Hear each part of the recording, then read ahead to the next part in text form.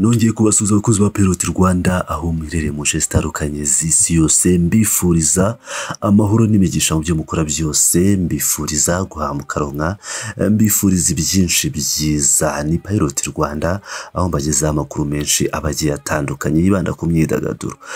Tudatinze rero, inkuru z'agahinda zikomeje kuba nyinshi mu gihugu cya Canada. Umunyamideli NKUSI Steve warohamye mu mazi, urupfu rwe rwashenguye imitima ya benshi. Polisi iracyashaka umubiri we. Uyu musore witwa NKUSI Steve ni umunyamideli, akaba ari umusportif ukomeye cyane. Uyu musore ni umwe mu bantu bashenguye imitima y'abanyarwanda benshi bitewe n'ubupfura bwe bwamuranze, bitewe n'ibindi byinshi byamuranze byatumye bamwe mu nshuti ze ndetse n'abamuzi bose bashengurwa bikomeye cyane n'urupfu rw'uyu musore wagiye akiri muto. Uyu musore rero, inkuru ye y'akababaro yashenguye abanyarwanda benshi ndetse n'ibitangazamakuru byinshi ku isi, cyane cyane mu gihugu cya Canada bitangaza amakuru y'urupfu rw'uyu musore. Ni inkuru rero y'akababaro yashenguye imitima y'abanyarwanda batandukanye.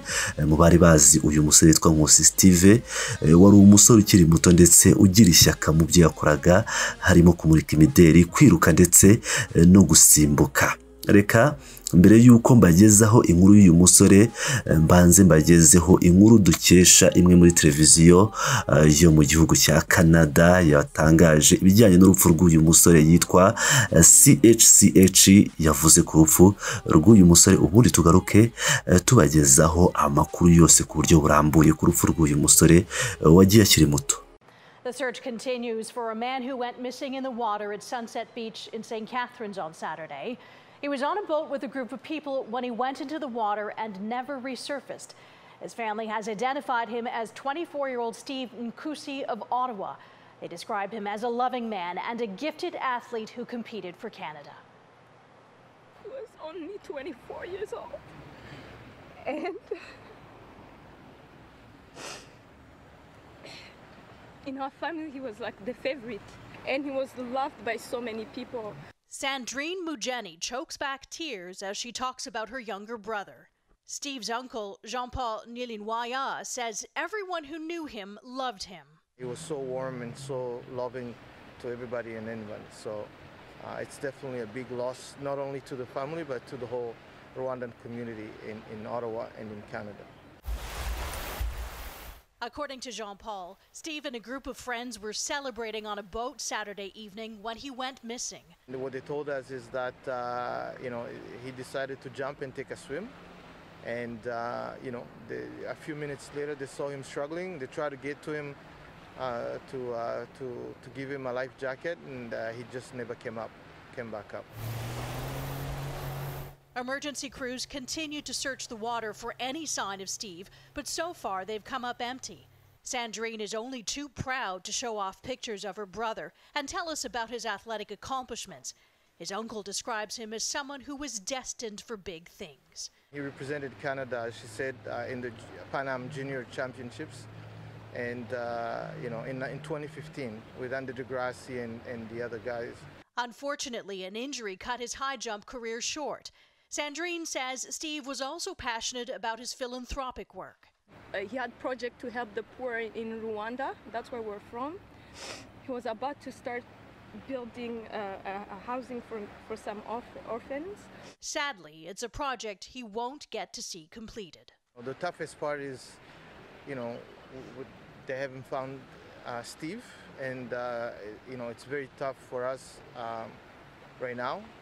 So we're here basically hoping that they're going to find him, so we can at least see him and be able to pay him the respects he deserves. Jean-Paul says Steve's parents are en route from Rwanda. He says the family hopes Steve's body will be recovered by the time his parents get here.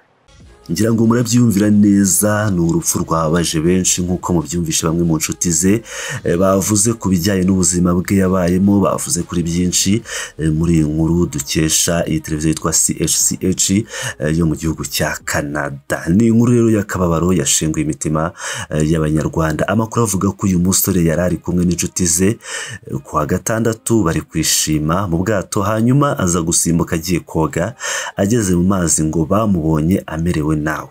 nabi, yananiwe koga bagerageza kumuvanamo ariko biranga. Ahagana saa 12 z'umugoroba zo kuwa gatandatu tariki ya 21 Kanama 2021 nibwo polisi yamenyeshejwe iby'aya makuru yuko hari umusore waruhamye mu mazi ahita yihutira gutabara. Hakozwe ubutabazi bukomeye bwo mu mazi gusa birangira umurambo we ubuze kugeza n'uyu munsi. Polisi yo muri Canada mu mujyi wa Niagara niyo iri gushakisha uyu musore w'umunyamideli ukomoka mu Rwanda witwa NKUSI Steve waruhamye mu mazi yahitwa Sunset Beach mu gace ka St Catharines. Urupfu rwa NKUSI rwashenguye abantu benshi yaba inshuti ze n'umuryango we. Nubwo ibikorwa byo gushakisha umubiri we bigikomeje, polisi yamaze gushyiraho nimero ku buryo wamubona yakwihutira guhita ayimenyesha. Sandrine Mugeni mushiki wa NKUSI nawe wihutiye kugera ahabereye impanuka yabwiye CHCH News ko uyu musore yari afite imyaka 24. Ati mu muryango wacu wasangaga buri wese amukunda, yakundwaga n'abantu benshi. Mushiki wa NKUSI yahishuye ko uyu musore wakundaga gufasha abatishoboye yari afite umushinga wo kubakira imfubyi mu Rwanda. NKUSI Steve yari umusore umurika imideli wabarizwaga muri Angels Models ikorera Ottawa muri Canada. Usibye kumurika imideli rero uyu musore yari umuhanga mu bijyanye no kwiruka ndetse n'umukino wo gusimbuka. Uyu mwaka yitabyemo Imana, ni nawo yararangije amashuri ya kaminuza mu bijyanye n'icungamutungo. NKUSI Steve rero yitabye Imana aho yaraherutse kurangiza kaminuza nk'uko mu byumva, akaba ari umwe mu banyamideli bari barabigize umwuga rwose abikora nk'umwuga we. Ubutumwa bwe bukaba ari kuba yari umwe mu basore bari bafite urukundo nk'uko byatangajwe naho mu muryango we, n'inshuti ze zimuzi zikaba zabajwe bikomeye cyane n'urupfu rw'uyu musore. Aracyashakishwa rero, umubiri uracyashakishwa aho barohamwe nk'uko mwagiye mubibona mu mafoto agiye atandukanye. Amato ndetse n'abashinzwe umutekano mu mazi bari kugerageza ngo barebe ko bashakisha umurambo we. Ni ibintu biteye agahinda, ni ibintu bibabaje cyane. Imana rero ikomeze umuryango we, ni ibihe bikomeye, ni ibihe bibabaje, ndetse umuryango wa Pilot Rwanda tukaba twifurije NKUSI Steve iruhuko ridashira. Ni Pilot Rwanda, ndabakunda cyane.